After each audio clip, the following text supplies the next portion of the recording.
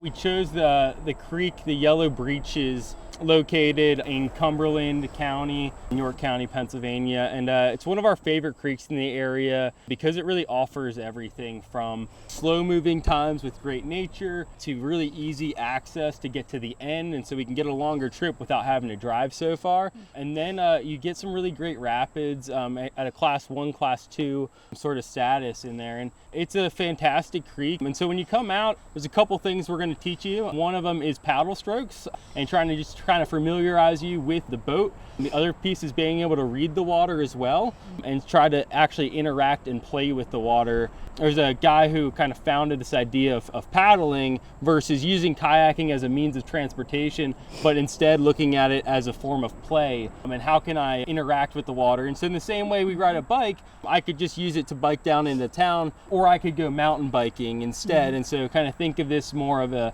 mountain biking experience that you're going to do some things that you might necessarily not do on just your regular trip to the grocery store on your bike.